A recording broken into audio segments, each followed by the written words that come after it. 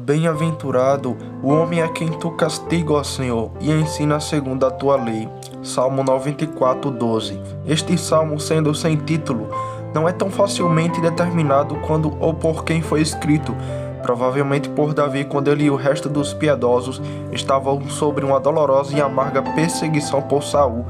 Resumidamente, no salmo, o profeta faz estas três coisas. Primeiro, ele apela a Deus por vingança contra os perseguidores, descrevendo-os por seu orgulho, sua profanação, sua virulência intemperante de falar, sua crueldade e prática sangrenta, e finalmente por sua segurança ateísta, no versículo 7. Segundo, ele desvia para os inimigos, esforçando-se para convencê-los da brutalidade e loucura de seu ateísmo, a mãe e enfermeira das outras impiedades que lhes são imputadas, e isso por um argumento triplo, porque, primeiro, o poder e a habilidade de Deus em criar os órgãos de audição e visão do homem; segundo, a soberania de Deus e a justiça de seus juízos que ele executa no mundo. Versículo 10.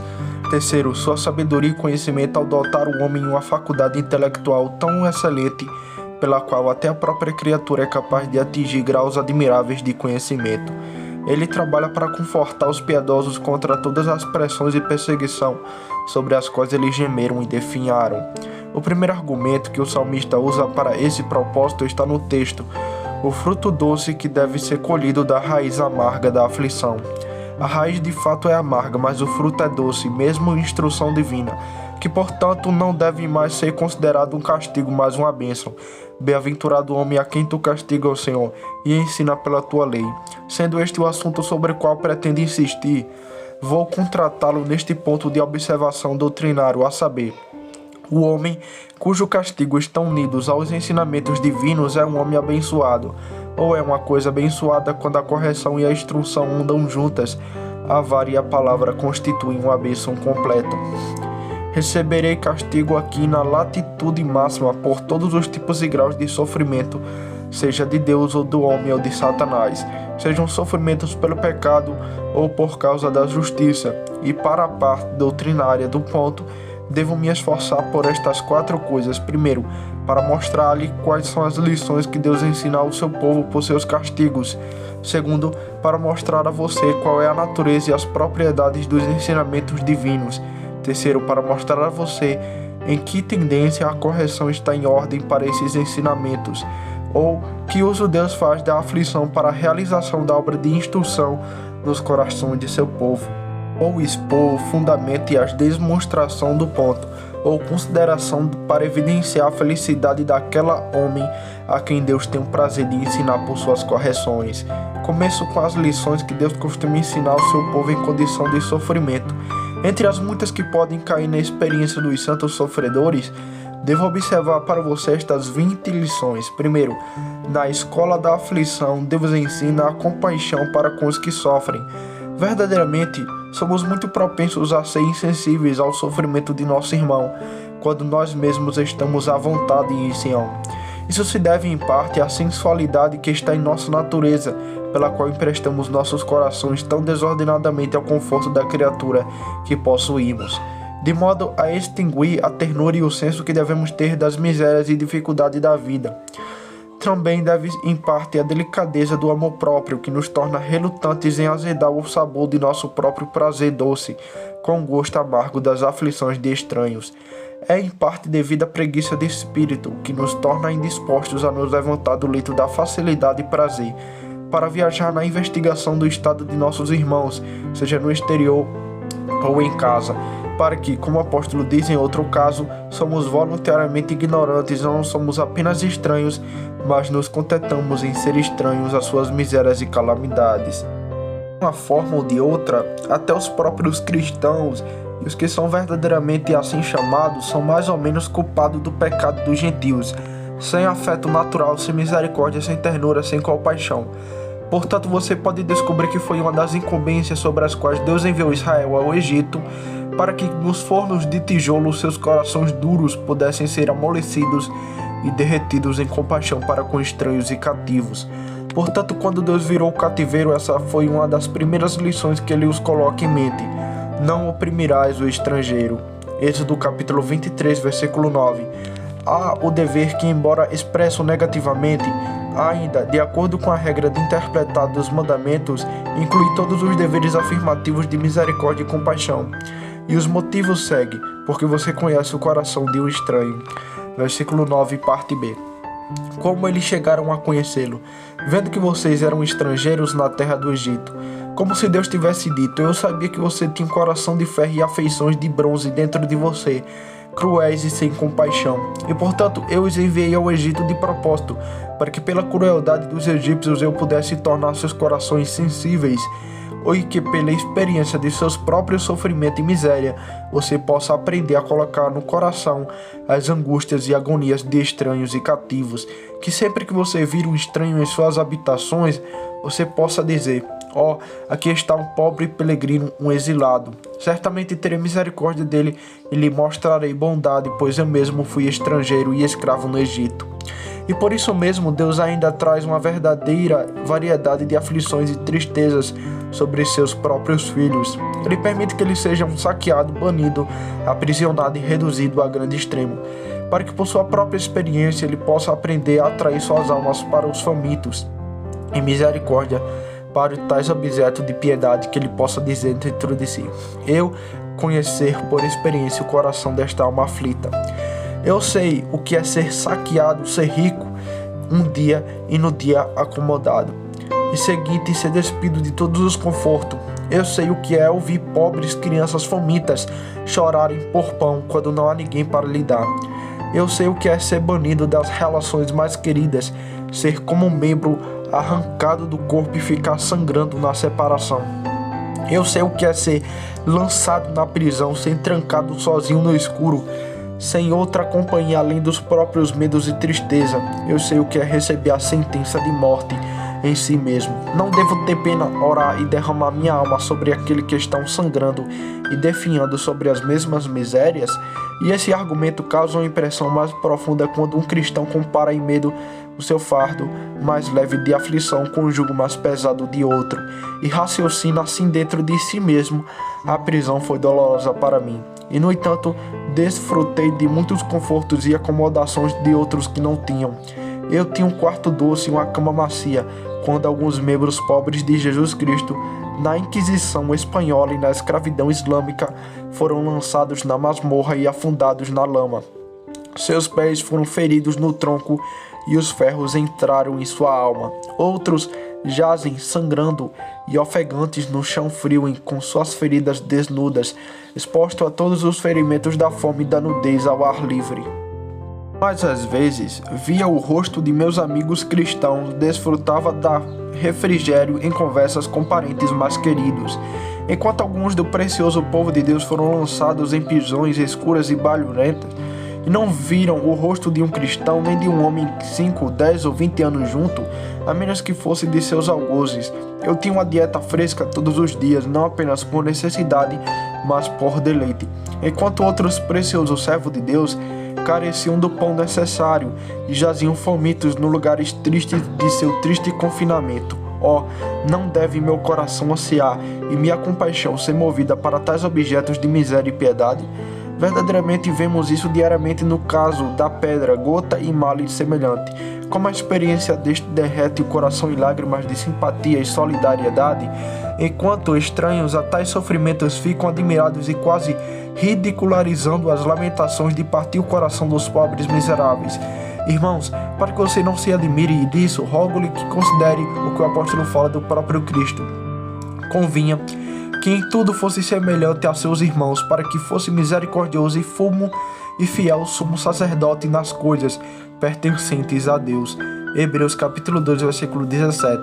E novamente não temos um sumo sacerdote que não possa compadecer-se das nossas enfermidades, mas como nós em tudo foi tentado. Hebreus 4, versículo 15. Um homem diria dentro de si mesmo: ora, que necessidade tinha o Senhor Jesus de se revestir de um corpo de carne, para que pudesse conhecer as enfermidades de nossa natureza, já que ele era Deus e conhecia todas as coisas?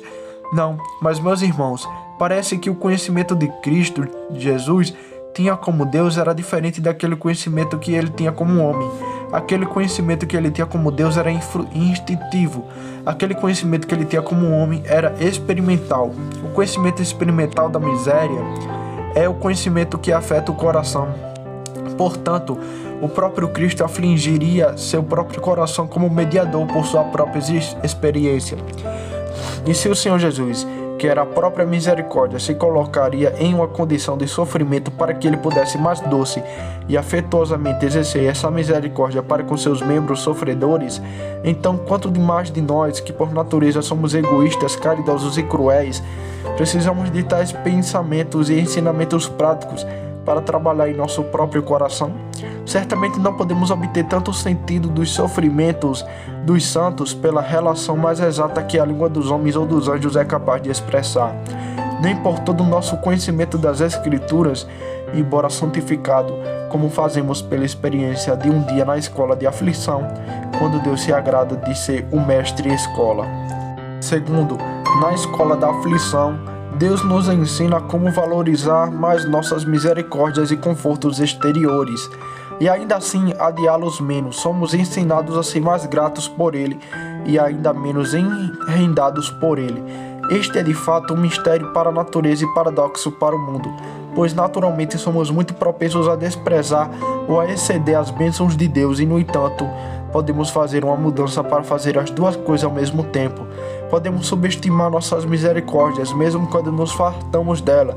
Podemos desprezá-lo, mesmo quando estamos nos fartando deles. Testemunhe essa advertência de Moisés e Josué. Quando você comer e estiver satisfeito, louve ao Senhor seu Deus pela boa terra que Ele deu a você. Leia os seus decretos que hoje vos dou. Caso contrário, quando comerdes e vos fartardes, quando edificarem bela casa e vos estabelecer, e quando vossos rebanhos crescerem, e vossa planta e vosso ouro aumentarem, e tudo que tendes for multiplicado, então seu coração ficará orgulhoso e você se esquecerá do Senhor seu Deus, que o tirou do Egito, da terra da escravidão, que o conduziu pelo vasto e terrível deserto, aquela terra sedenta e árida, com suas cobras venenosas e escorpiões. Ele vos tirou a água da rocha dura. Deu-te maná para comer no deserto, coisa que teus pais nunca conheceram, para que humilham a ti, para te provar, para que no fim te corra bem. Você pode dizer a si mesmo: meu poder e a força das minhas mãos produziram esta riqueza para mim. Mas lembre-se do Senhor seu Deus, porque Ele é quem lhe dá a capacidade de produzir riqueza. Deuteronômio capítulo 8, versículo 10 ao 18. Eis que enquanto os homens se enchem da misericórdia de Deus, Ele pode negligenciar o Deus das suas misericórdias, mas liberal em se lembrar de nós, então somos mais ingratos em esquecê-lo. Agora, portanto, que podemos saber como estimar as misericórdias de Deus, muitas vezes nos corta para que possamos aprender a valorizar isso por falta, que nossos tolos e ingratos corações desprezados no prazer. Assim, o pródigo que ainda em casa podia desprezar a mesa rica e bem mobiliária de seu pai, quando Deus o mandou para a escola para o coxo dos porcos, teria alegremente enchido sua barriga como as vagens que ele estava dando aos porcos. Quanto o empregado de meu pai tem pão suficiente de sobra.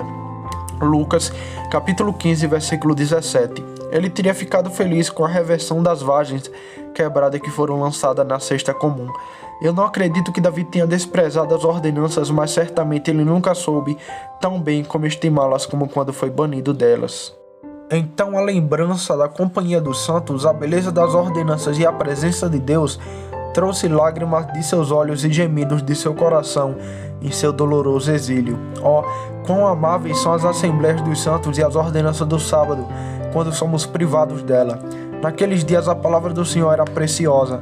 1 Samuel capítulo 3, versículo 1. Quando não era precioso, sempre foi precioso pelo seu valor, mas agora era precioso pela falta dele. Profetas e profecias eram preciosos, porque raros. Assim segue. Não havia visão aberta. A ausência de misericórdia comum nos ensina o valor inestimável delas. Nossas liberdades de relação mais querida, como são coisas baratas e comuns enquanto a possuímos sem qualquer controle ou restrição, enquanto temos a guarda de nossa misericórdia em nossas próprias mãos, fazemos apenas um pequeno cálculo dela. Mas deixe Deus ameaçar um divórcio com morte ou banimento, que os feitores sejam colocados sobre nós e nossos confortos, que devem medir para nós em seu próprio prazer. Sejamos trancados por algum tempo em prisão fechada e mantenhamos o jejum em nosso mais querido prazer. Então a visão de um amigo, embora mais através de um agrado de aferro, a troca de alguma cortesia comum com um companheirismo de jugo sobre a correção e controle de um guardião, então que doce e precioso. Quando meses e anos das misericórdias e bênçãos de Deus são passados, dificilmente os encaramos com seriedade. Raramente enviamos uma oração de agradecimento a Deus por ele. Passamos por nossas misericórdias como coisa comum, dificilmente digna de serem possuída, considerando que em tempos de fome as borras e resíduos dessas misericórdias eram preciosos, que enquanto o navio estava cheio e fresco, dificilmente poderíamos saborear, na fome. As próprias colheitas de nossos confortos são melhores do que toda a safra do ano de fartura. E como Deus nos ensina a valorizar nossas misericórdias, Ele também nos ensina moderação no uso delas e não nos imputar delas. Na verdade, é o uso desordenado de conforto extremo que nos torna incapazes de valorizá-los. Perdemos nossa estima das misericórdias no uso excessivo delas. A gula costuma dar essas coisas que antes eram nossas iguarias. Por nossos excessos nos prazeres da criatura, a razão se afoga no sentido, o juízo se extingue no apetite e as afeições são embotadas pelo excesso. Até os próprios prazeres se tornam um fardo. Agora, esta sinomose Deus muitas vezes cura pelo forte corrosivo da aflição. Pela dificuldade, Ele nos ensina a moderação. Deus faz isso em parte nos acostumando à aflição e necessidades, por meio do qual aqui a princípio consideramos necessidade, depois cresce para ser nossa escolha. Por isso diz o apóstolo: aprendi a estar contente em qualquer circunstância. Eu sei o que é passar necessidade, eu sei o que é ter fartura. Aprendi o segredo de estar contente em toda e qualquer situação. Seja bem alimentado ou faminto, seja vivendo com fartura ou passando necessidade. Filipenses capítulo 4, versículo 11 ao 12. Como é isso? Deus o ensinou a viver um pouco. Da mesma forma, alimentando-nos com parcimônia, Deus abate e afrouxa a desordenação do apetite. Mas especialmente Deus tira nossos corações de indulgência desordenada em uma condição de sofrimento, revelando satisfação mais rica e pura em Jesus Cristo. É desígnio de Deus retirar a criatura, fixar a alma em si mesma. A voz da vara é: ó, prove e veja quão bom é o Senhor. Salmo 34, verso 8. Quando a alma uma vez percebeu a beleza de Jesus, ela repele a criatura com desprezo e indignação. Ele abre sua alma para Deus, dizendo: quem tenho eu no céu senão você? E não há ninguém na terra que eu desejo em comparação a você. Salmo 73 e 25. Certamente foi na escola de aflição que Davi aprendeu essa lição, mesmo quando os ímpios prosperaram e ele, com o resto dos piedosos, foi atormentado todo dia e castigado todas as manhãs. Salmo 73 e 14. Quando tentei entender tudo isso, foi opressivo para mim, até que entrei no santuário de Deus, então entendi seu destino final. Salmo 73, versículo 16 ao 17. Terceiro, na escola da aflição, Deus ensina abnegação e submissão obediente à sua vontade. Em nossa prosperidade, estamos cheios de nossas próprias vontades e geralmente damos conselhos a Deus quando Ele procura obediência. E assim disputamos nossa cruz quando devemos tomá-la. Mas agora, suportando um pouco de aflição, aprendemos a suportar mais. A prova de nossa fé opera a paciência. Quanto mais sofremos, mais Deus nos capacita para o sofrimento. Ponto A. Trabalhemos-nos fora de nossas próprias vontades. A loucura está ligada ao coração dos filhos de Deus para a vara, mas a vara, se a correção, a expulsa deles. Provérbios 22 e 15. Ponto B. Acostumamo-nos à cruz. O novilho que não está acostumado ao jugo é muito impaciente sobre a mão do fazendeiro, mas depois de acostumada a trabalhar, voluntariamente põe seu pescoço sobre o jugo. E assim é com os cristãos. Depois de um tempo, o jugo da aflição começa a ser bem estabelecido. Suportando muito, aprendendo a suportar com tranquilidade. Um carrinho novo faz um grande barulho e chiado, mas quando usado, ele vai silenciosamente sobre a maior carga. Ninguém murmura tanto contra o sofrimento como aquele que menos sofreram. Ao contrário, vemos muitas vezes que aquele que carrega o fardo mais pesado nas costas são mais pacientes. Ele está sentado sozinho e fica em silêncio, porque sobre ele os carregou. Lamentações 13:28. Em outras palavras, ele é paciente porque conhece as dores. Quando as pessoas gritam, ninguém jamais teve sofrimento como o meu, é um argumento que eles são estranhos à aflição. Ponto C. Porque pelos castigos Deus trabalha aos poucos a delicadeza e a fragilidade que contraímos em nossa prosperidade. A prosperidade nos torna termos. Aqueles que são sempre mantidos na casa quente não ousam colocar a cabeça para fora em uma tempestade. Ninguém é tão impróprio para sofrimento como aquele que sempre foram balançados no joelho da providência.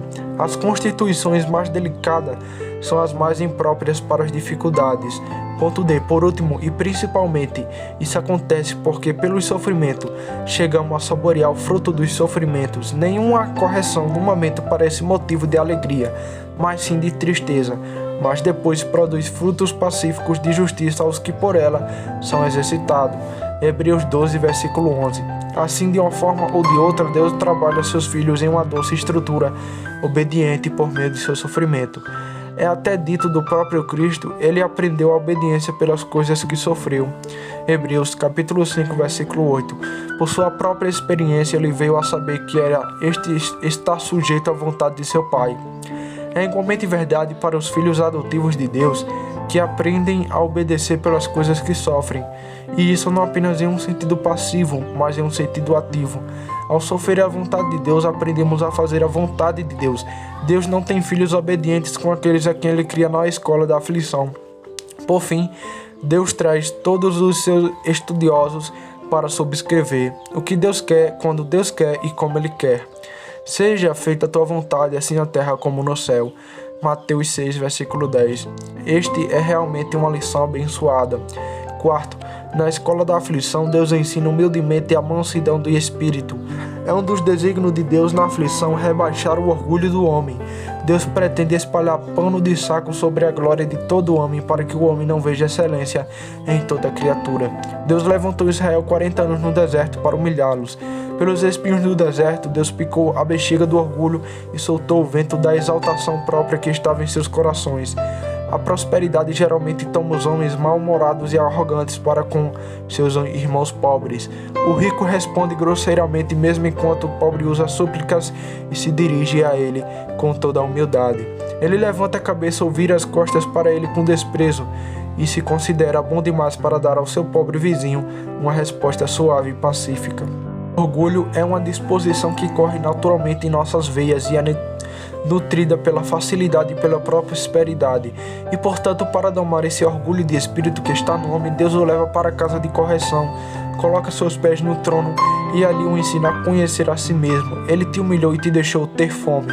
Deuteronômio capítulo 8, versículo 3. A fome começou aquela carne orgulhosa que começou a doer no estômago de Israel. Portanto, se você pegar os filhos de Deus ainda na fornalha da aflição ou apenas sair dela, você os observará como as criaturas mais humildes e mansas da terra. Como é dito, uma criança pode guiá-los. Isaías capítulo 11, versículo 6. Considerando que antes de serem lançados nessa fornalha de aflição, talvez eles fossem tão orgulhosos e arrogantes que um anjo de Deus não poderia dizer como lidar com eles. Mas agora o mais baixo dos servos de Deus pode reprová-lo e aconselhá-lo. Davi matou seus pobres prisioneiros e cativos amonitas a sangue frio, 2 Samuel capítulo 12, versículo 31. Mas o banimento e a perseguição tornaram tão manso que não apenas os justos sofreram reprovando-lo, mas até os ímpios podem censurá-lo. Mas ele se cala, ou se fala em palavras de paciência e submissão. Então amaldiçoe porque o Senhor me disse, amaldiçoa a Davi, 2 Samuel capítulo 16. O homem pela aflição chega a conhecer seu próprio coração, que na prosperidade ele era um estranho. Ele então vê a fraqueza de sua graça e a força de sua corrupção. Ele então vê como nada é fraco a não ser sua graça e nada é forte a não ser seu pecado. Isso o deixa no pó. Ó, que homem miserável eu sou. Romanos 7, versículo 24. E verdadeiramente, quando o homem aprendeu esta lição, ele não está longe da libertação. Buscai ao Senhor todos os mansos da terra, buscai a justiça, buscai a mansidão e talvez sejais escondidos no dia da ira do Senhor. Sofonias capítulo 2, versículo 3. Este é o desígnio de Deus, primeiro humilhar seu povo pela aflição e depois salvá-lo dela. pois o Senhor se agrada do seu povo, ele adornará os mansos com a salvação. Salmo 149, versículo 4. Quinto, na escola da aflição, Deus revela a corrupção desconhecida do coração de seu povo. Lembre-se, Senhor, como o Senhor, seu Deus, o guiou por todo o caminho do deserto durante esses 40 anos, para te humilhar e te provar para saber o que estava em seu coração, se você guardaria ou não os seus mandamentos. Deuteronômio capítulo 8, versículo 2. Em outras palavras, para fazer você saber o que estava em seu coração, que orgulho, que impaciência, que incredulidade, que idolatria, que desconfiança de Deus, que murmuração, que ingratidão havia em seu coração, o que você nunca notou. O pecado está muito escondido e profundo, e não é facilidade discernido, até que o fogo da aflição venha e separe o precioso do vil. O que devo fazer pela minha filha do meu povo? Eles são extremamente ruins e eles não sabem disso. O que devo fazer com eles? Vou derretê-los e experimentá-los. Eles irão para a fornalha e lá eu lhe mostrarei o que está em seu coração. Na fornalha vemos mais corrupção do que jamais apareceu antes, ou do que se suspeitava. Diz a pobre alma a quem Deus ensinou na escola da aflição. Nunca pensei que meu coração estivesse tão mal quanto agora vejo que está. Eu não poderia acreditar que este mundo vaidoso tivesse tanto lugar em meu coração e Cristo tão pouco. Não achei que minha fé fosse tão fraca e meus medos tão fortes. Acho que a fé é fraca no perigo que eu pensei que tinha sido forte fora do perigo. Mal pensei que a visão da morte teria sido tão terrível e desperdi-me do amigo mais próximo e dos parentes mais queridos tão penetrantes para mim. Quão inábil e insensato sou para administrar uma condição de sofrimento, para discernir os fins de Deus, para descobrir o que Deus quer que eu faça, para moderar as irregularidades da minha própria paixão, para aplicar os conselhos e consolos da palavra para o seu próprio terminal e uso. Onde está minha paciência, meu amor, meu zelo, minha alegria na tribulação? Nunca pensei que encontraria meu coração descomposto, meus afetos tão fora de controle, minha graça tão fraca, quando cairia em aflição. Que graça, amor próprio, orgulho, desconfiança em Deus, confiança de criatura, descontentamento, murmuração, elevação do coração, contra a santa e justa dispensação de Deus contra meu coração. A agitação e inquietação dentro de mim. Ai de mim, que coração sujo eu tenho. E além de tudo isso, na hora da tentação, Deus traz a memória dos antigos pecados. Nós somos verdadeiramente culpados em relação ao nosso irmão. Gênesis capítulo 4, versículo 21. Os irmãos de José podiam dizer isso 20 anos depois de tê-lo vendido como escravo, quando estavam em perigo de serem interrogados por sua vida, como suponham. Assim, quando os israelitas clamam a Deus em sua dolorosa angústia por resgate e libertação, Deus os lembra e de suas antigas apostasias. Você me abandonou e serviu a outros deuses. Vá e clame aos deuses que você escolheu. Juízes capítulo 10, versículo 13 ao 14. Tempos de sofrimento são tempos de trazer o pecado à mente. Se eles mudarem de ideia na terra onde estão cativos e se arrependerem e pleitearem com você na terra de seu cativeiro e disserem: nós pecamos, erramos e agimos impiamente. 2 Crônicas capítulo 6, versículo 37. As aflições trazem ao coração a lembrança do pecado. É um momento de nos voltarmos para nós mesmos e trazer de volta ao coração nossos atos rebeldes. Assim, Davi sobre a vara poderia prestar conta. Pensei nos meus caminhos e voltei aos meus pés para os teus testemunhos. Salmo 119, 59. Sexto, na escola da aflição, Deus nos ensina a orar. Aquele que nunca oraram antes orarão em aflição. Senhor, em aflição nós procuramos por você. Nós oramos sobre o peso de sua disciplina. Isaías 26 e 16. Aqueles que mantinham distância de Deus antes, sim, que dizia ao Todo-Poderoso: afastem-se de nós, em sua aflição, eles se voltam para Deus. Aqueles que nunca oraram antes, ou pelo menos o fizeram, mas de vez em quando abandonam um desejo solonente e lento, agora podem fazer uma oração quando o castigo está sobre eles. Rebeldes, tolos, marinheiros, mesmo o pior dos homens, muitas vezes clamam a Deus em seus problemas. Os marinheiros pagãos caem em suas orações em uma tempestade e podem despertar o profeta solonento para este dever. O que você quer dizer ao dorminhoco? Levante-se e invoque a seu Deus. Jonas 1 e 6. Por isso alguns dizem: aquele que não pode orar, deixe-o ir para o mar. Assim eu digo: a aflição abre os lábios mudos e desata as cordas da língua para invocar a Deus. Aqueles a quem Deus ensina na aflição aprendem a orar de outra maneira com mais frequência e fervor. mais frequentemente. O povo de Deus são vasos cheios de espírito de oração, e a aflição é uma transpassadora pela qual Deus atira. Davi sempre foi um homem de oração, mas agora, sobre perseguição, ele não fez isso mais nada, entregou-me à oração. Assim como os ímpios se entregam à sua maldade, assim Davi se entregou à oração. Ele fez disso sua obra. Portanto, você pode observar que todos os salmos são quase nada mais do que o engostamento do espírito de Davi em oração sobre uma variedade de aflição e perseguição. À medida que seus problemas se multiplicavam, suas orações também se multiplicavam. O homem santo nunca esteve naquela condição em que não pudesse orar. Simplesmente é triste considerar que, em nossa paz e tranquilidade, oramos aos trancos e barrancos muitas vezes. Permitimos que cada ninharia venha e afaste a oração, mas na aflição Deus nos mantém de joelho e, por assim dizer, amarra o sacrifício às pontas do altar. Salmo 118, versículo 27. Mais ferventemente. Assim como ele nos ensina a orar com mais frequência, também ele ora mais com fervor. Diz até mesmo do próprio Cristo que está em agonia, ele orou com mais fervor. Lucas 22 e 44. Mais intensamente, ele orou até suar gotas de sangue. A razão é porque ele tinha não apenas as dores da morte, mas também a sensação da ira de seu pai a temer. Assim é com os crentes, muitas vezes as aflições externas são acompanhadas de decepções internas. Verdadeiros cristãos, aquelas orações com as quais você se contentou no dia de sua paz e prosperidade, não servirão à sua vez na hora da tentação.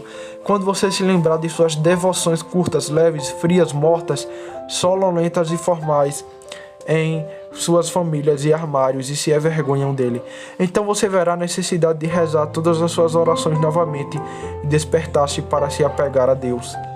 De fato, para esse mesmo fim, Deus envia seu povo ao cativeiro para que ele possa extrair o espírito de oração, que eles permitiram que estivesse morto dentro deles. Ó minha pomba, nas fendas da rocha, nos esconderijos das encostas da montanha. Mostra-me o teu rosto, deixa-me ouvir a tua voz, porque a tua voz é doce e o teu rosto é amável. Cânticos de Salomão, capítulo 2, versículo 14. A pomba de Cristo nunca parece mais bonita em seus olhos do que quando suas bochechas estão banhadas de lágrimas. Nem ela nunca faz música mais doce em seus ouvidos do que quando ela chora para ele das fendas da rocha, em uma condição escura e desolada. Então Cristo diz, sua voz é doce e seu rosto é lindo. Sétimo, na escola da aflição, Deus leva seus filhos a conhecer melhor a palavra. Foi bom para mim ter sido afligido para aprender os teus estatutos. Salmo 119, versículo 71. Deus enviou Davi para a escola da aflição para aprender seus estatutos ali. Pela correção, o povo de Deus aprende, primeiro, a conversar mais abundantemente com a palavra de Deus, compreendê-la mais claramente, a saborear com mais doçura. Pela aflição, passamos a conversar mais abundantemente com a palavra. É nosso dever, em todos os momentos, estudar a palavra. Deixa-la habitar ricamente em nós em toda sabedoria. Colossenses 13:16. Jó estimava as palavras da boca de Deus mais do que o seu alimento necessário. Jó 23:12. É a nossa felicidade, bem como o nosso dever. Bem-aventurado o homem que não anda no conselho dos ímpios, mas o seu prazer está na lei do Senhor e na sua lei medita de dia e de noite. Salmo 1, versículo 2. Mas através da distração externa e da sinômose interna, os filhos de Deus muitas vezes se tornam estranhos às suas Bíblias. Permitimos que desvios se interponham entre a palavra e nosso coração. E portanto Deus lida conosco como fazemos com nossos filhos. Nós nos chicoteamos para seus livros pela vara da correção. Príncipes se sentaram e falaram contra mim. Salmo 119, versículo 23.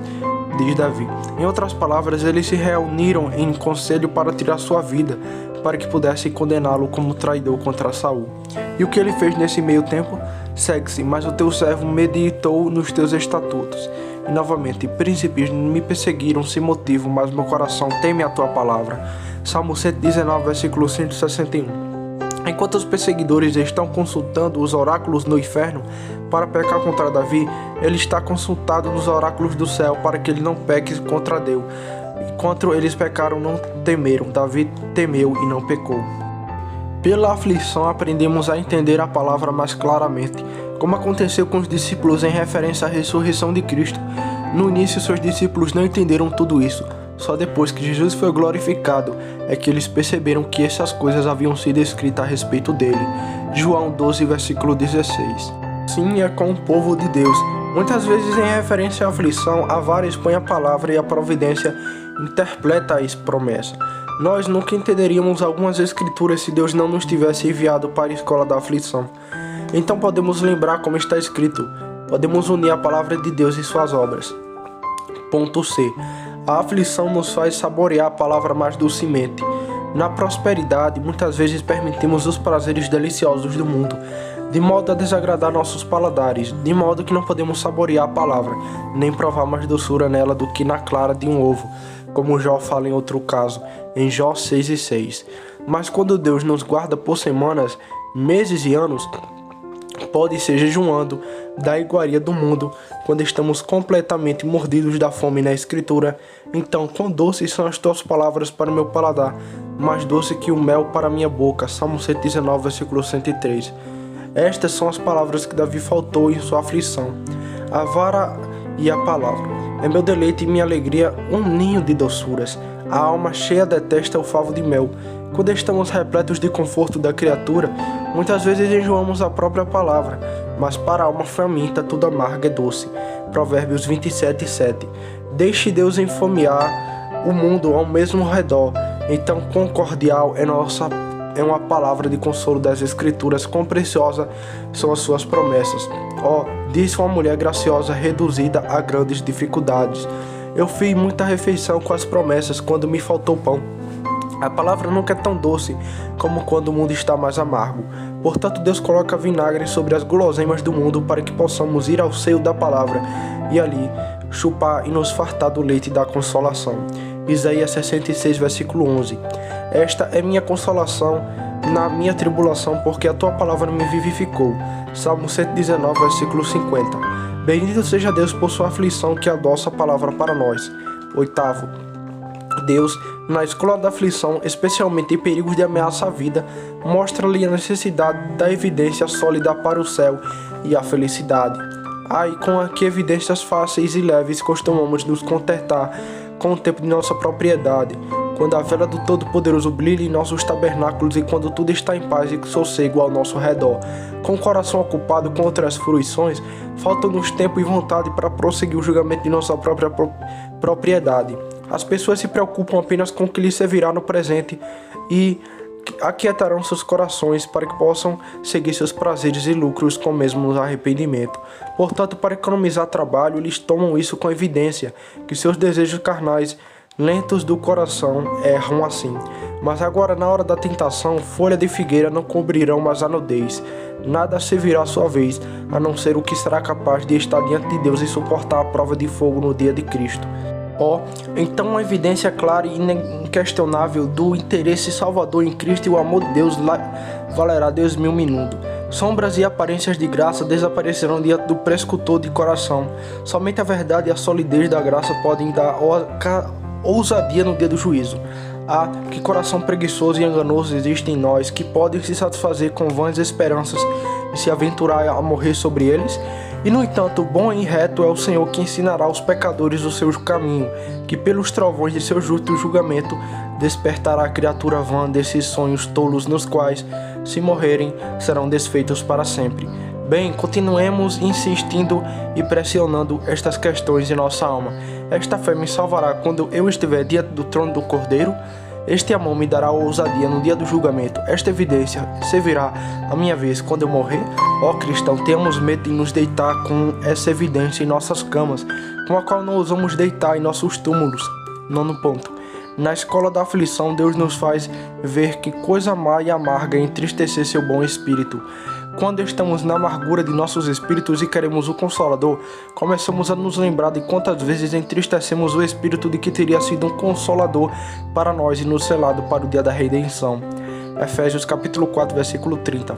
Dizemos em nós mesmos que, em referência ao Espírito de Deus, como certeza vez, os filhos de Jacó disseram uns aos outros em referência a José: nós somos verdadeiramente culpados em relação ao nosso irmão, porque vimos a angústia de sua alma quando ele nos suplicou e não quisermos ouvir, por isso esta angústia nos sobreveio.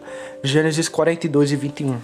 Em tal linguagem eu digo a alma na hora da tentação, falará a si mesmo: eu sou verdadeiramente culpado em relação ao ter no Espírito de graça e conforto que muitas vezes disse: não faça esta coisa abominável que eu odeio. Jeremias 44:4. Mas eu não queria ouvir.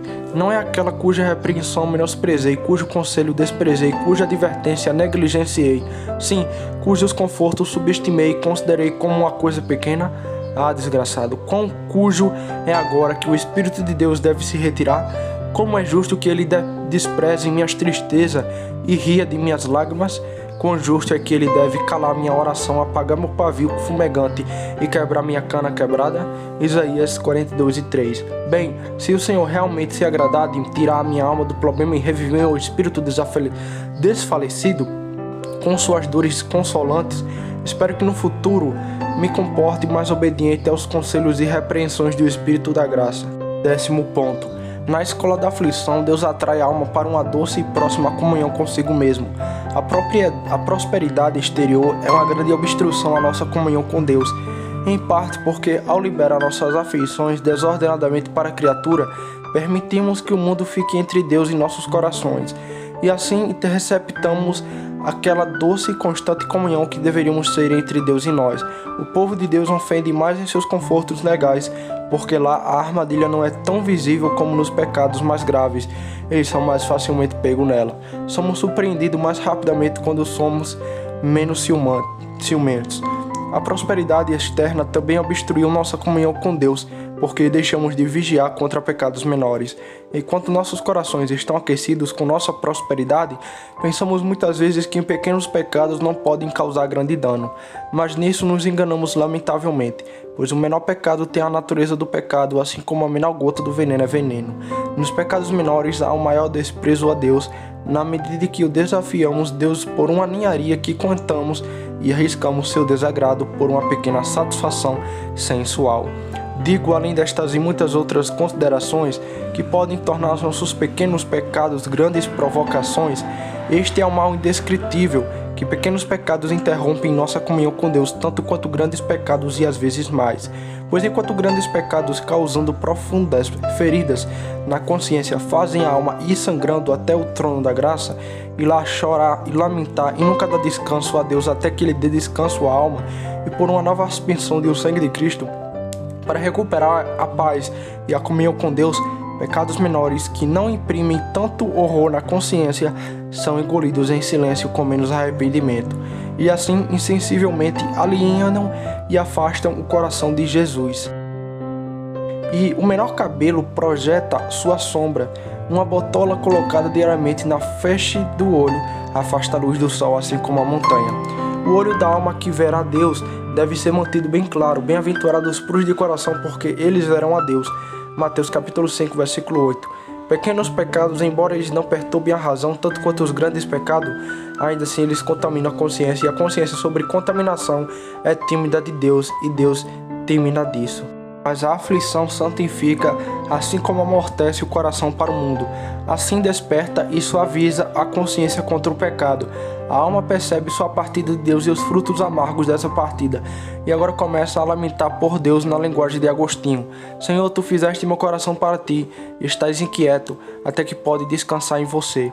A alma tem muitas voltas, mas como a pomba de Noé não pode encontrar lugar para descansar o pé, até que retorne Aca de onde veio, da mesma forma, quando a alma foi castigada pelas intempéries, se Deus se agradou se estender a mão e tomá-la para si, se Deus vier e visitar a alma quando o pobre criatura estiver nas trevas e não puder ver luz, então para Deus levantar a luz de seu semblante e brilhar com um sorriso gracioso sobre a alma e dizer a ela: eu sou a sua salvação. Salmo 35:3. De que doce e indescrutível refrigério e consolação são isso ao coração aflito? Que graciosa condescendência é estar em Deus, que em tempos de prosperidade, quando seus desejos sensuais superam sua dedicação a Cristo, 1 Timóteo capítulo 5, versículo 11, e se divertiram em familiaridade, não esposas com estranhos, Jesus Cristo deveria enviá-lo para a casa de correção, e ali pela disciplina da vara corrija e realize os desejos sensuais da carne, e quando ele o tornar adequado para sua presença, ele o leva novamente à doce e social comunhão consigo mesmo. Esta é uma misericórdia e bondade surpreendentes que não podem ser comparadas em toda a criação. 11º ponto. Na escola da aflição, Deus faz da aflição o exercício e aperfeiçoamento da graça. Em tempos de prosperidade, a graça muitas vezes faz morta na alma, a aflição que desperta e põe em exercício. O inverno de nossos confortos externos muitas vezes prova a primavera de nossas graças. A geada e a neve mantêm a erva daninha de fome, mas nutrem o grão bom. Embora a fé e a paciência tenham uma influência universal em uma vida santa, ainda assim a aflição lhe dá sua obra perfeita. Dos tempos de perseguição é dito: aqui está a paciência e a fé dos santos. Apocalipse 14:12. Isto é, agora é a hora para os santos de Deus exercerem sua fé e paciência e permitirem que eles tenham seu trabalho perfeito. Há uma obra de paciência e há uma obra perfeita. A prova da fé produz a paciência. Tiago 1:3. Funciona, ou como a palavra significa, aperfeiçoa. A cruz exercita e o exercício aperfeiçoa a graça da paciência. À medida em que os famintos e os sofrimentos surgem, também surge a paciência. Sejam pacientes, irmãos, até a vinda do Senhor. Tiago capítulo 5, versículo 7. Em outras palavras, suportem a aflição até que Cristo venha e a tire, que sua paciência seja da mesma medida com seus sofrimentos. Assim como a paciência é aperfeiçoada pela aflição, a fé é aperfeiçoada pelas aflições. Às vezes a alma encontra sua fé viva em uma condição de sofrimento que antes questionava se estava viva ou não. Ou, se a aflição não anima, torna-se vivida. Na mesma fornalha de aflição em que Deus prova nossa fé, Ele a refina e a purifica cada vez mais da escória do mundanismo. São os mais puros atos de fé que a alma realiza no escuro. A fé nunca acredita mais do que quando não pode ver, porque então a alma não tem nada em que se sustentar a não ser em Deus. O sentido, embora pareça ajudar, torna a obra da fé mais difícil ao duplicá-la. Um homem deve primeiro acreditar na insuficiência do que vê, antes que possa acreditar na suficiência daquele que é invisível. Não atentamos nas coisas que se veem, mas das que não se veem. 2 Coríntios capítulo 4, versículo 18. É mais difícil viver pela fé em um estado de abundância do que viver na pobreza. A alma está um passo mais perto de viver em Deus quando não tem nada para viver além de Deus. Sim, quando Deus não é visto, Ele é acreditado. Meu Deus, por que você me abandonou? Mateus 27:46. Observe e você encontrará muito mais fé preciosa nesta decepção do que reclamação. A fé irrompe primeiro, meu Deus, antes de abandoná-lo. Você tem duas palavras de fé para um desespero. Meu Deus, por que me abandonaste? A fé fala duas vezes antes que o sentido possa falar uma vez. Novamente, a fé fala com confiança e positivamente: você é meu Deus, sem se falta duvidosamente porque você tem. Como se o sentido não ousasse chamar isso de abandono, enquanto a fé ousasse dizer: meu Deus. Certamente a fé nunca é tanta fé como na descensão espiritual. Os triunfos da fé estão no meio do desespero, e mesmo nesse sentido também. Ainda que você não tenha visto, você o ama, e mesmo que você não veja agora, você acredita nele, está cheio de uma inexprimível e gloriosa alegria. 1 Pedro capítulo 1, versículo 8. Quão grandemente a tristeza piedosa é aumentada pela aflição santificada. Aquela corrente que costumava correr no canal das cruzes mundanas, agora é desviada para o canal do pecado. Levarei a indignação do Senhor porque pequei. Miqueias capítulo 7, versículo 9. Qualquer fardo é leve em comparação com o pecado, a própria indignação de Deus. A alma que Deus ensina por seus castigos pode ficar sobre o fardo da indignação de Deus pelo pecado, quando não pode ficar sobre o pecado e acendeu essa indignação. Aclama Jó sobre um monte ouro. Pequei, o que devo fazer a você, ó preservador dos homens? Jó 7:20. Ele esqueceu o seu sofrimento e seu pecado. Ele não diz: perdi toda a minha substância, estou agora num monturo tão nu como sempre que nasci, exceto que eu estou vestido com crosta. Meus amigos me censuram, minha esposa me xinga, ou o que é pior, ela me manda amaldiçoar a Deus. Satanás me persegue, o próprio Deus se tornou meu inimigo. Tudo isso aconteceu comigo. O que devo fazer comigo, ó preservador de homens? Mas em vez disso pequei, o que devo fazer com você? Os sofrimentos convencem do pecado e o sentido do pecado engole o sentido dos sofrimentos. E o que devo dizer mais? O tempo deixaria de dar exemplos em outras graças, amor, temor, santidade e assim por diante. Nisto se expurga a iniquidade de Jacó, e isto é todo fruto para tirar o seu pecado. Isaías 27:9. A graça nunca é mais graça do que quando assediada por aflições. A batalha extrai aquela fortaleza e bravura que em tempos tubos de paz ficavam geladas nas veias por causa de oposição e exercício. A tribulação trabalha a paciência. 12º ponto. Na escola da aflição se aprende a necessidade e excelência da vida da fé. Primeiro, a necessidade de vida pela fé, onde o sentido termina, a fé começa. O justo viverá pela fé. 2 Coríntios capítulo 5, versículo 7. Vivemos pela fé ou morremos em desespero. Quando Deus afasta os juncos dos suportes das Escrituras, a alma deve nada ao afundar. Deus ensina esta lição, primeiro, pela incerteza das causas secundárias e pelas vicissitudes que estão nas expectativas das criaturas. Temos um pouco de esperança hoje, mas amanhã estaremos reduzidos ao desespero. Temos boas notícias hoje. Faraó diz que Israel está livre, mas na notícia de amanhã, Faraó se enfureceu e jura que se Moisés ainda vir o seu rosto, certamente morrerá. Êxodo 10, versículo 28. Os fluxos e refluxos das esperanças subliminares. Um fala uma palavra de conforto, outro fala palavra de terror. Agora recebemos um pacote de boas palavras e logo se ensina em seguida uma ameaça solene. O homem doente espera reviver hoje, mas amanhã está à beira da morte.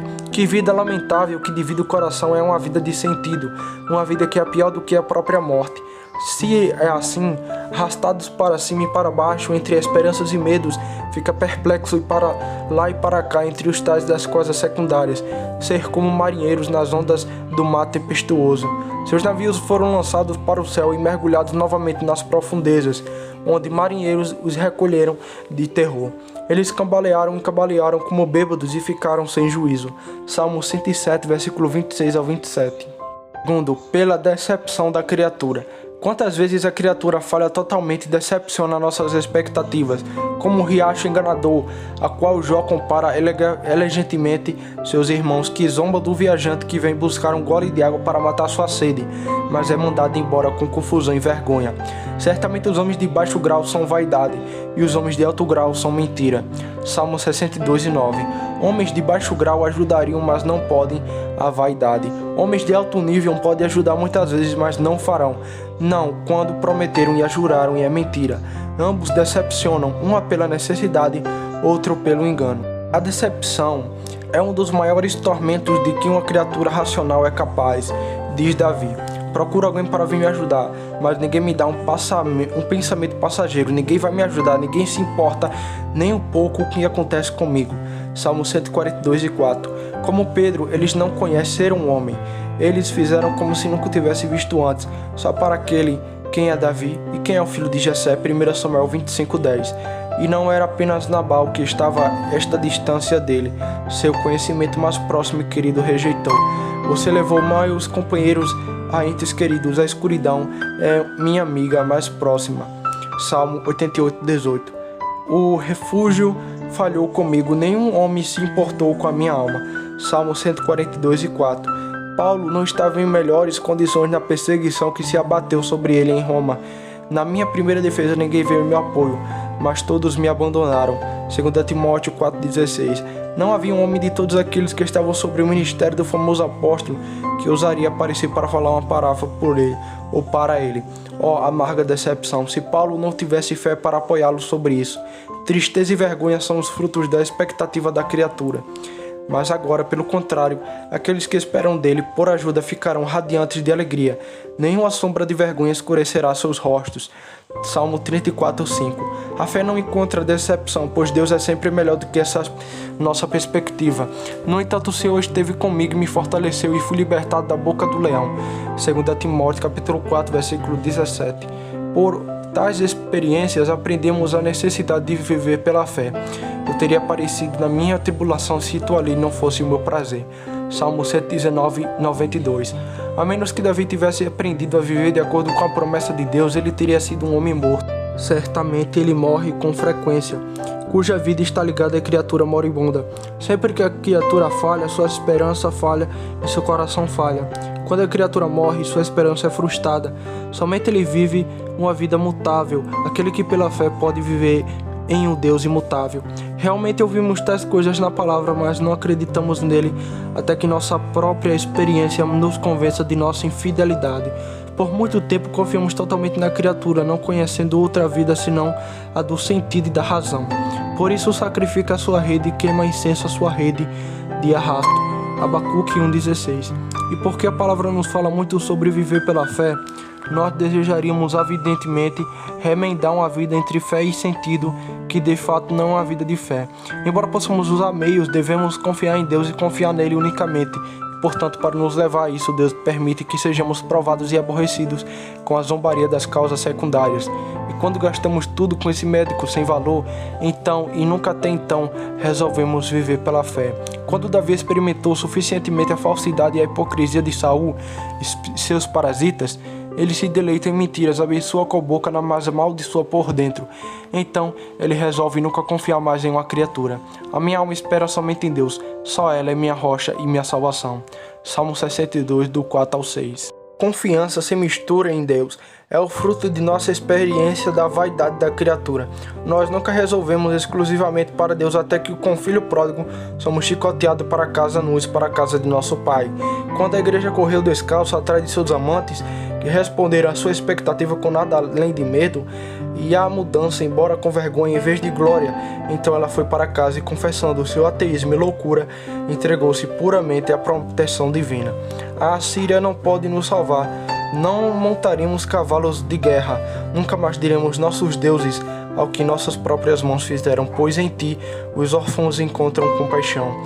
Oséias 14, versículo 3. Ponto B. Pela mutualidade e decepção da criatura, Deus ensina ao seu povo a excelência da vida da fé. Davi, quando aprende na escola da aflição, publica-o para o uso e benefício de outras eras. Bem-aventurado aquele que tem o Deus de Jacó por sua ajuda, cuja esperança está no Senhor, seu Deus. Salmo 146, versículo 5. Ele já havia feito uma advertência contra a confiança das criaturas. Não confie em príncipes nem no homem, e dá razão a disso. Não há ajuda ou salvação no melhor dos homens, nem no homem em que não há socorro. Infelizmente, o homem é apenas um pouco de barro que respira, e quando essa respiração sai, ele retorna à sua terra natal. Quando a respiração acaba, não resta nada além de um pequeno pedaço de barro. Naquele mesmo dia, seus pensamentos perecem. Quando o homem morre, todos os seus conselhos e tramas e projetos morrem com ele, tendo assim colocado sua cautela contra a dependência da criatura e dado o relato da vaidade disso. Davi mostra a diferença entre confiar em um homem moribundo e em um Deus vivo. Somente a confiança em Deus é capaz de tornar um homem abençoado. Aqueles que têm os grandes homens no mundo em que confiam possam parecer felizes, mas somente aquele que tem o Deus do céu em que confiar é verdadeiramente abençoado. Bem-aventurado aquele que tem o Deus de Jacó por sua ajuda. Por que então? Porque enquanto aqueles que confiam em príncipes ficarão desapontados, aqueles que confiam em Deus nunca serão desapontados, pois Ele é Jeová. Sua esperança está no Senhor, ou em Jeová seu Deus. Ele fez o céu e a terra, o mar e tudo que nele há. E aquele que deu existência a toda criatura pode dar existência também à sua promessa. Alguma coisa pode ser difícil demais para um Deus Criador? Ele mantém a verdade e promete para sempre. O céu e a terra podem passar, mas nenhum jota útil de sua promessa passará até que tudo seja cumprido. Mateus capítulo 5, versículo 18. Os homens podem se mostrar infiéis, mas Deus nunca mostrará infiel. Ele mantém a verdade para sempre. Fiel é aquele que prometeu. Hebreus capítulo 10, versículo 23. E assim a alma vem a ver a doçura e a excelência de uma vida da fé, enquanto outros são escarnecidos, abusados e mortos pelo desapontamento das segundas causas. Ele é mantido em perfeita paz, cuja mente está firme em Deus, porque nele confia. Isaías 26, versículo 3. Ele vive de fato, que vive pela fé no Deus sempre fiel. A excelência de uma vida de fé se revela nessas 4 particularidades. Primeiro, é uma vida segura. Segundo, é uma vida doce. Terceiro, é uma vida fácil. Quarto, é uma vida honrada. Primeiro, a vida de fé é uma vida segura. Este é um homem que habitará nas alturas, cujo refúgio serão as rochas inexpugnáveis. Seu pão será suprido e água não lhe faltará. Isaías 33:16. Quão seguro ele habita, cujas fortificações são rochas inexpugnáveis e incansáveis. No hebraico, ele habitará nas alturas, ou rochas tão altas que ninguém pode escalá-las. Rochas tão grossas que nenhuma brecha pode ser feita nela. Rocha dentro de rochas.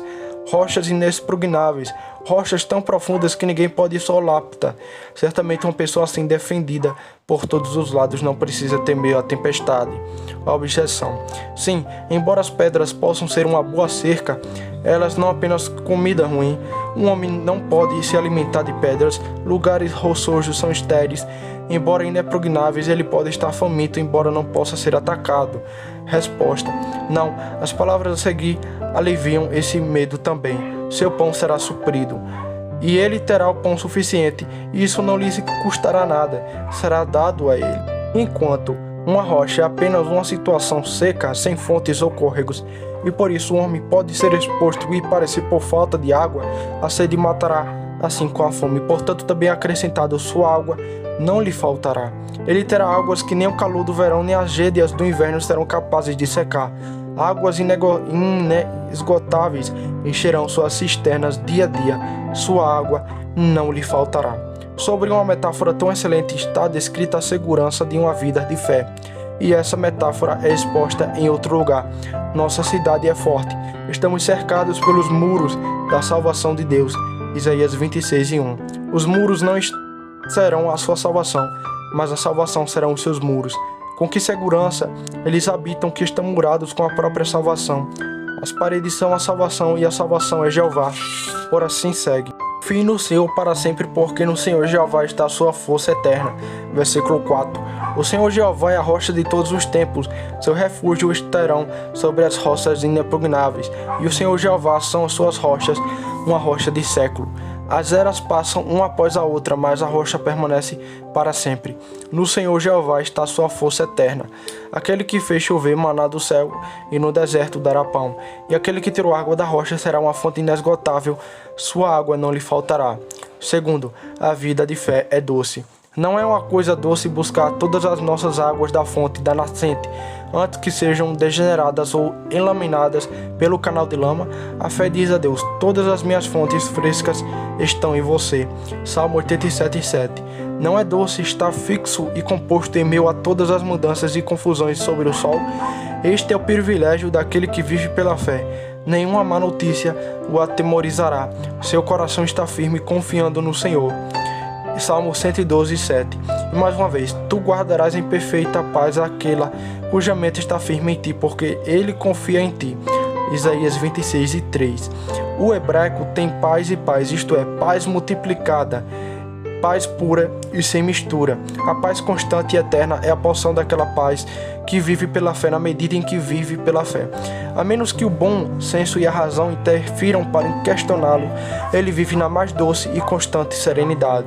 Terceiro, a vida de fé é uma vida fácil. É uma vida fácil ter todas as provisões trazidas a um homem, sem nenhum cuidado ou problema. Tal é o privilégio de um crente. Ele tem todos os seus cuidados providos. Em nada andem ansiosos, mas em tudo, pela oração e súplica e com ação de graça, apresente seu pedido a Deus. Filipenses capítulo 4, versículo 6. A fé não deixa nada para o crente fazer, senão orar e agradecer pelo que ele precisa e agradecer pelo que ele tem. Isso é tudo que ele tem que fazer. É verdade que os crentes devem trabalhar e viajar nos usos dos meios, assim como o resto dos filhos de Adão, mas sem preocupação, sem cuidado ansioso de partir o coração, de distrair a alma. A preocupação é o espinho, o aguilhão que o pecado do homem e a maldição de Deus tem lançado em todos os nossos trabalhos. A fé arranca esse espinho, então agora todo o trabalho da fé é um trabalho fácil, como o trabalho de Adão no paraíso. A fé usa meios, mas confia em Deus. A fé obedientemente se fecha com a providência de meios, mas docemente deixa a providência do sucesso para Deus. Sim, a fé pode confiar em Deus quando não há meios para usar e dizer: ainda que a figueira não floresça e não haja uvas na vide, ainda que a safra da oliveira falhe e os campos estejam vazios e estéreis, ainda que morra o rebanho nos campos e os curais estejam vazios, mas me alegrarei no Senhor, executarei no Deus da minha salvação. Abacuque capítulo 3, versículo 17 ao 18. A fé pode viver em Deus quando há fome em toda a criação. A paz de Deus protege o coração de todas as suspeitas de medo e angústia. Não andem ansiosos por coisa alguma, mas em tudo pela oração e súplica com ação de graça, apresentem seus pedidos a Deus. E a paz de Deus, que antecede o mundo, entendido guardará os vossos corações e vossos pensamentos em Cristo Jesus. Filipenses capítulo 4, versículo 6 ao 7. Assim como a fé desfruta de Deus em todas as coisas na maior abundância, assim ela pode desfrutar de todas as coisas em Deus na maior e mais profunda necessidade. Quarto, a vida de fé é uma vida honrosa. É a honra do favorito da corte que ele pode ir imediatamente ao seu príncipe quando estranhos não são admitidos. Sim, sem dúvida é uma vida honrosa viver como o próprio Deus vive. Esta é a glória de Deus que ele vive em si mesmo e de si mesmo. E em sua proporção, tal honra tem todos os santos. Eles vivem em Deus e em Deus aqui pela fé. E eles viverão em Deus e Deus no futuro por vista na visão beatifica. Esta é a excelência da vida da fé, e isso o povo de Deus experimenta por seu sofrimento, pelos quais Deus os chama para fora do mundo e os acolhendo em si mesmo, revela-lhe gradualmente o mistério e o privilégio de viver sobre Deus e somente em Deus. 13º ponto. Na escola da aflição e angústia, Deus nos tira da autoconfiança e nos ensina a confiar mais nele e menos em nós mesmos. Isso é o mesmo como o primeiro, exceto que agora falamos da confiança em Deus em oposição à confiança em nós mesmos e não nos outros, uma quinomnose que prevalece muito em nossa natureza, desde que nos tomamos capazes de fazer nada além de pecar. Pensamos que somos capazes de fazer qualquer coisa, imaginamos ter uma espécie de onipotência. Naturalmente, somos propensos a estender, a nutrir altas presunções de nossa própria força e de nossa própria sabedoria. Da mesma própria força. Em nossa própria prosperidade, nos julgamos capazes de carregar qualquer cruz, nos imaginamos fortes o suficiente para carregar até os portões do Sansão sobre nossos ombros e preparados para enfrentar qualquer aflição no mundo. Mas quando a hora da aflição realmente chega, descobrimos que somos apenas como os outros homens e estamos prontos para afundar como Pedro, se apenas uma onda subir mais alto que a outra. Normalmente os sofrimentos antes de virem são como uma montanha a grande distância, que parecem tão pequena que quase podemos saltar sobre ela. Mas em aproximações mais próximas, quando chegamos ao pé dela, parece que cairia sobre nós e nos sangraria em pedaços. Pedro é tão grande com amor a Cristo que ele vai morrer com ele ao invés de abandoná-lo. Sim, embora todo o resto deva se colocar em seu calcanhar, Pedro ficará ao lado de Jesus até a última gota de sangue. No entanto, eis que quando se trata do julgamento real, uma donzela fraca é tola, é capaz de assustá-lo com a única pergunta, e Pedro não apenas abandona, mas também jura seu Senhor.